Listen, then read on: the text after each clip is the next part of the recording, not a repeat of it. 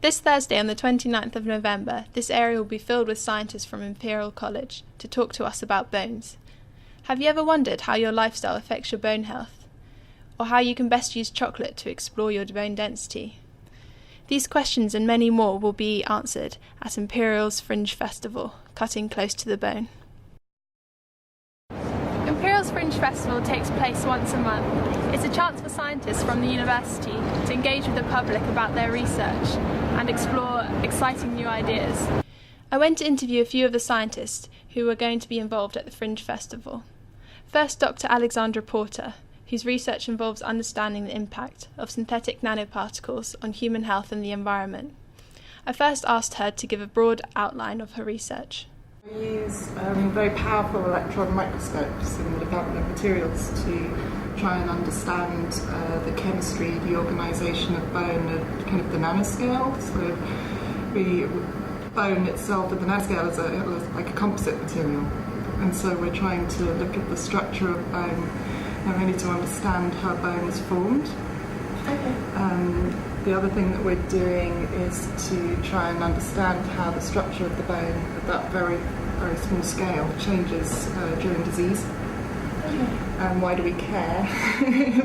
It's because the fracture toughness of bone is critically dependent on the structure of bone at that scale. So that's what we're trying to do, to link the structure of the very fine nanoscale to kind of macroscopic properties to try and understand why bones fail.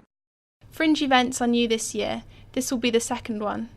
This follows on from the success of Imperial Science Festival last year.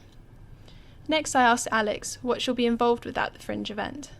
At the Fringe Festival, I'm going to demonstrate something else. I also do some work trying to understand how bone grafts, so for example, if I had a defect or diseased bone, I would use a bone graft and implant that into the tissue.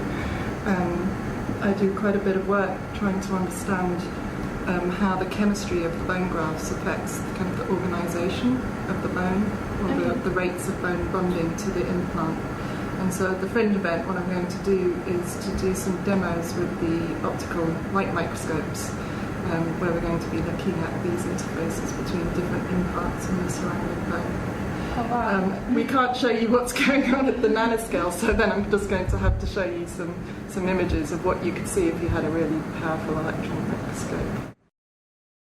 We then went down to her laboratory in the basement, where she told me more about her research. This is the microscope that she uses to take the high-resolution images. When you visit her stall, you'll now know where these high-resolution images have come from. So this is a Titan electron microscope which we have here. It's got super high spatial resolution, so you can see down to about 0.2 nanometers, so 10 to the minus 9. So you can almost kind of see atoms. And it's also got very high energy resolution, so that means that we can look at the chemistry and the bonding structure within the bone. This is the bone.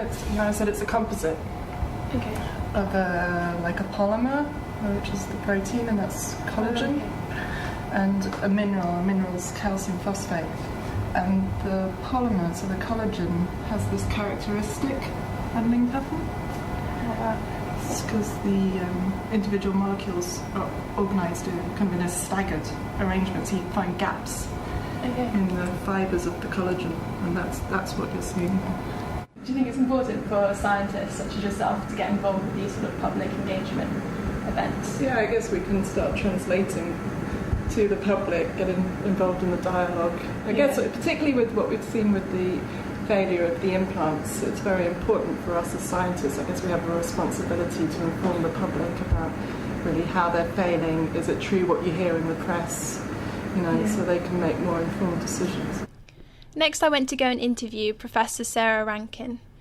She researches leukocyte and stem cell biology at the National Heart and Lung Institute here at Imperial College. First, I asked her to give a broad outline of her research. So I'm interested essentially in what's inside here. So I'm interested in the bone marrow, and particularly in the stem cells that are present inside the bone marrow. So I'm interested in adult stem cells, and those stem cells make things like all the cellular components of your blood, but they're also important in repairing your body. Okay, great. That sounds interesting. And what are you going to be involved with at the Fringe Festival? Talking to people about stem cells, showing people how scientists are making scaffolds out of donor organs, so using a whole heart or a whole trachea and decellularizing it. Wow. Such that they create this 3D scaffold. So if I show you, have a quick look in here, this is an incubator. So this is 37 degrees. It's like when you have little babies and you sort of want to keep them warm.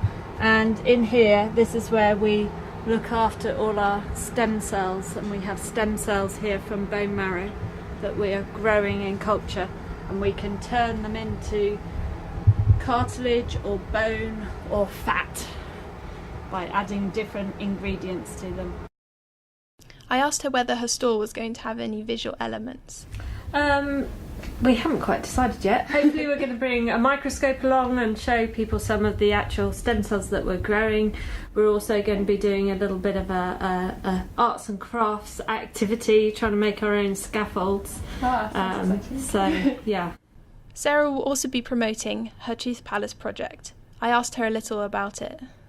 So this is a collaboration that I've been doing with artist Gina Chernetsky, who's based in Liverpool. The idea is this is getting children to think about donating body parts, because baby teeth are one source of adult stem cells, and for stem cell therapies in the future we would need to get people to donate.